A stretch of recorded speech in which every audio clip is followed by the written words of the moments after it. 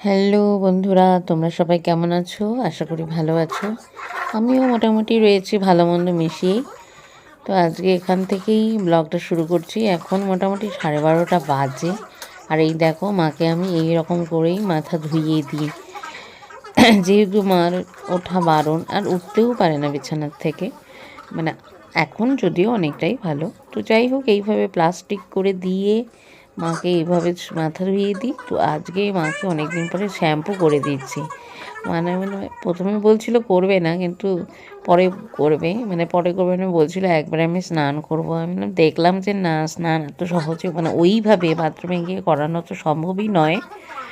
তো যাই হোক, ওই জন্য আমি বললাম যে তুমি এখানে শুয়ে থাকো, আমি তোমাকে মাথাটা শ্যাম্পু করে দিচ্ছি। তো ওইভাবে অনেক বড় বালতি জল ভরে ভরে 2-3 বার ভরে ভরে এখানে দেখো সুন্দর করে মাথাটা শ্যাম্পু করে দিয়েছি। আর এতে মা অনেকটা আরামও পেয়েছে আর কি। হ্যাঁ, যে আমাদের দেখো না, একটু 2 দিন পর পর একটু শ্যাম্পু না করলে কি ভালো লাগে? আর সেখানে মানুষটা অসুস্থ। তো যাই হোক, এইভাবে করে পরিষ্কার করে ধুয়ে দিয়েছি। এবার এরপরে খাওয়া দাওয়ার পালা। তো এটা করতে করতে অনেকটা সময়ই লেগে গেছে। তো এইভাবেই মাথাটা ধুয়ে দেওয়ার পরে মা কিন্তু অনেকটা আরামই পেয়েছিল। আর অন্যান্য দিনও ঠিক এইভাবেই মাকে শুইয়ে শুইয়েই মাথা ধুয়ে দেওয়া হয়। কেন কি, যেহেতু জানো যাদের এই রোগগুলো আছে, এরকম যাদের যারা অসুস্থ, যাদের স্পাইনে প্রবলেম রয়েছে, তাদের কিন্তু সামনে ঝোঁকা একেবারেই বারণ। তাহলে আর এই রকম যেহেতু মধ্যে 2 মাস হলো মায়ের অসুস্থতা, তো মার পক্ষে তো সামনে ঝোঁকা এখন একেবারেই সম্ভব নয়।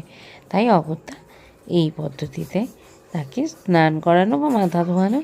আমার মা কিন্তু ভীষণ অ্যাক্টিভ লেডি। অ্যাক্টিভ আমি বলতে চাইছি ভীষণ কর্মঠ, সমস্ত নিজের কাজ নিজে করে। এবং সবথেকে বড় ব্যাপার, যেদিন পড়ে গেছে তার আগের দিন পর্যন্ত সমস্ত কাজ মা করেছে, করেই থাকে। মা কখনো অনেক সময় আমাকে বলতো যে সবাই বলে সবার হাঁটুতে ব্যথা, কোমরে ব্যথা, আমার তো কোনো দিন এত বয়স হয়ে গেল এসব হয়নি।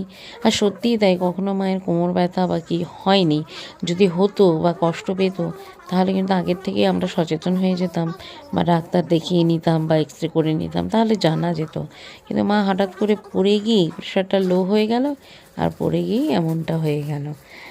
তাই ভাবি যে মানুষটা এরকম একটা সময় প্রত্যেকটা মুহূর্তে নিজের কাজ নিজে করতো। সেই হচ্ছে বিরিয়ানি, উইংস পিস, কি পিস বা দিছে, বললাম একটা ভালো পিস দিতে। দেখ,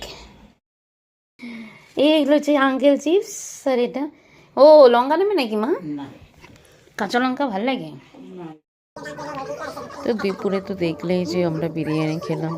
সবসময় না কাজ করতে ইচ্ছেও করে না, শরীরটাও এত টায়ার্ড লাগে, তখন মনে হয় থাকে একটু কিনেই খাই। তো আজকে সেইটা করেছিলাম। আর আজকে হচ্ছে ভূত চতুর্দশী, কালী পুজো, অমাবস্যা আগের দিন। তো অনেকেরই নিয়ম আছে, আমাদের এ বাড়িতেও আছে যে 14 বাতি দেওয়া। 14 বাতি দেওয়া 14 জন পূর্বপুরুষদের উদ্দেশ্যে তাদের শ্রদ্ধা জ্ঞাপন করা। তো এটা আমাদের বাড়ির নিয়মও আছে, কিন্তু মা তো এবার পারলো না, মা তো বিছানাতেই। তো অগত্যা সেই নিয়মটাকে রক্ষা করার চেষ্টা করলাম আমি, যেহেতু আমি এখানে আছি। তা এটা কিন্তু কালী পুজোর আগের দিনের রাত। তো এখানে দেখো, বাইরের ইচ্ছে করে লাইট টাইট সব নিভিয়ে দিয়ে এখানে দিয়ে রেখেছি। এবার দেখতেও কিন্তু বেশ ভালো লাগে। যতই আমরা বিভিন্ন ধরনের টুনি লাইট দিয়ে বিল্ডিং সাজাই না কেন, ঘর সাজাই না কেন, কিন্তু ভালো লাগে কিন্তু ওই প্রদীপের আলোই। তার জন্য দেখো, আমি বাইরেটা পুরো অন্ধকার করে দিয়ে প্রদীপগুলো জ্বালিয়ে রেখেছি। এতে না আলোটা বেশ জোরালো হয়, দেখতে ভালো লাগে। তো এইভাবেই এটা গেল অমাবস্যা রাত, এভাবেই রাত্রিটা কেটে গেল। কারণ পরের দিন কালী পুজো, আর এইখানেই আমাদের কালী পুজো হয়, এইমাত্র যে জায়গাটা দেখালাম। তো আগের দিন, আজকে কালী পুজো নয়, কিন্তু আগামীকাল হবে, কিন্তু ওই জায়গাটা ধুয়ে মুছে কি সুন্দর পরিষ্কার করে নিয়েছে চণ্ডী মণ্ডপটা। ওখানেই আমাদের দুর্গা পূজা হয়, আর ওইখানেই সব পুজো হয়। আর এদিকে দেখো পাড়ার লাইটিংগুলো কি করেছে। এটা না, লাইটিংটা ভুল বললাম। এটা প্রত্যেকের বাড়ি যেভাবে সাজায় আর কি, সাজিয়েছে, তার একটা ছোট্ট ছবি আর কি তোমাদের সাথে শেয়ার করলাম। সন্ধ্যার পরে প্রদীপ জ্বালিয়ে চলে এসেছি মেজো জেঠিমার ঘরে। আমার মেজো জেঠিমাও একটু অসুস্থ, যাই হোক এখন যদি অনেকটাই ভালো আছে। আর এদিকে দেখো মেজো জেঠি মানে আমার মেজদি, মেজো জেঠিমার মেজো মেয়ে, তার ঘরে নাতি, ও দেখো এখানে খেলছে। হ্যাঁ এটা একটু কি সুন্দর, হ্যাঁ বাবা বাবা বাবা বাবা, ভালো ভালো বাবা, ওয়াও, এ দেখো তো পাকা, এইগুলোতে দিতে হয় তা না, থালার মধ্যে দিচ্ছে। এটা চলতে চলতে এটা দিলে ভালো তো, এই চরকি বোমগুলোর মতো না? হ্যাঁ চরকি আমার মতো। আগে লাট্টু খেতে লাট্টুই তো, আমরা যেমন ছোটবেলায় লাট্টু বা লাটিম ঘোরাতাম, তো এখন এগুলো হচ্ছে তারই সংস্করণ আর কি, সময়ের সাথে সাথে। কি বেবলেট বলে, তো এগুলো সেই বেবলেট। হ্যাঁ, আর আমরা ছোটোবেলায় খুব লাট্টু ঘুরিয়েছি, সুতো দিয়ে উপর থেকে মারতাম আর নিচে ঘুরতো। তো ওদেরকে দেখে বা ওর এই খেলাটা দেখে না সত্যি খুব ছোটোবেলার কথা খুব মনে পড়েছে। ছোটোবেলাটা সত্যি কত ভালো ছিল, তাই না? অযথা বড় হলাম, বড় হয়েই যত রকমের সমস্যার সম্মুখীন আমরা, প্রত্যেকের কথাই বলি। আর আমার না ছোটোবেলা থেকেই মানে বাচ্চাদের সাথে সময় কাটাতে আমার খুব ভালো লাগে।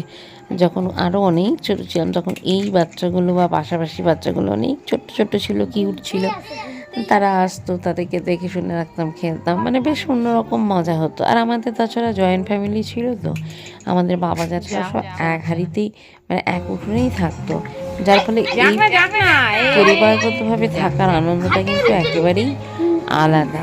যারা এইভাবে একসঙ্গে সবাই মিলে থাকে তারাই এর উপকারিতা এবং আনন্দটা বুঝতে পারবে। ওরা কি করবে ওখানে, অঙ্কু ওখানে কি করবে, নাচাবে? এটা কি বেবলেট? ও দারুণ।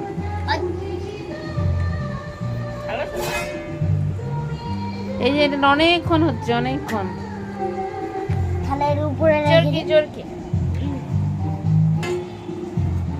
এটা তো একটু মধ্যে ডার্ক গ্রিন লাগতেছে কেন? লাইটটা শোনো। হ্যাঁ তাহলে বাচ্চাটার সাথে খেলতে খেলতে আজকে ব্লগটা শেষ করছি। তোমাদের কেমন লাগলো অবশ্যই কমেন্ট করে জানিও, আর যদি ভালো লাগে তাহলে লাইক করতে ভুলো না কিন্তু। আর তোমাদের বন্ধু বান্ধব আত্মীয় স্বজন সবার মধ্যে একটু শেয়ার করে দিও প্লিজ। আসি তবে, টাটা।